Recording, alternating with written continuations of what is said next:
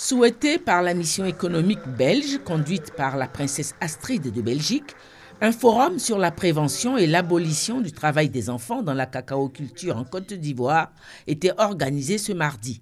Il a permis à la délégation de politiques et d'hommes d'affaires belges d'évaluer les efforts du gouvernement pour éradiquer le phénomène du travail des enfants dans les plantations de cacao en Côte d'Ivoire. Acteur de cette lutte, aux côtés du gouvernement, la première dame de Côte d'Ivoire, Dominique Ouattara, présidente du comité national de surveillance. Elle présidait ce forum en compagnie de la princesse Astrid de Belgique. Le directeur du bureau pays de l'Organisation internationale du travail a attesté des efforts du gouvernement ainsi que des efforts du comité national de surveillance. Le BIT salue le leadership remarquable de Mme Dominique Ouattara et l'engagement soutenu de la Côte d'Ivoire dans la lutte contre le travail des enfants. Le pays a ratifié les 2 conventions de l'OIT en la matière et procédé à la mise en conformité de sa législation avec les dites conventions. L'âge minimum d'accès à l'emploi a ainsi été relevé à 16 ans, de sorte à correspondre avec l'âge de fin de la scolarité obligatoire. La Côte d'Ivoire a également révisé la liste des travaux dangereux interdits aux enfants et élaboré une liste de travaux légers autorisés aux enfants de 13 à 15 ans. De nombreuses actions ont été menées en vue de sensibiliser les populations et de renforcer la capacité des institutions chargées de faire appliquer la loi.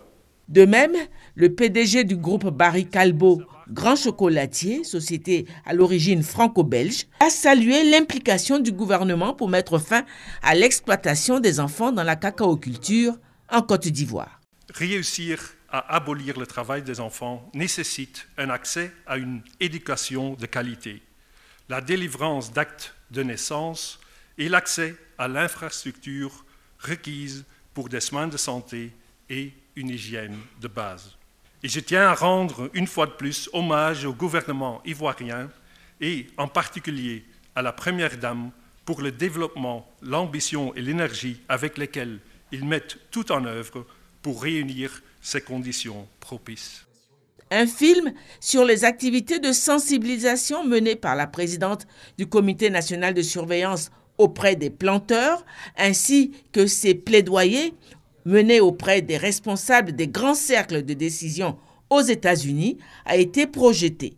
La parole a également été donnée aux planteurs, représentés par 2 responsables de coopératives regroupant chacune plus de 1000 producteurs. Enfin, le tour est revenu aux représentants du gouvernement, le ministre de l'Emploi et de la Protection sociale. Il a émis le vœu que ce forum permette de dégager de nouvelles voies d'action. Les études ayant démontré que la pauvreté des ménages constitue la principale cause de travail des enfants. Conscient de ce fait, le gouvernement de Côte d'Ivoire a inscrit ses actions visant l'élimination des pires formes de travail des enfants dans des programmes globaux de développement humain durable et s'emploie à ériger un système plus complet et plus efficace de protection sociale. Après les discours d'ouverture, le forum s'est poursuivi par un panel.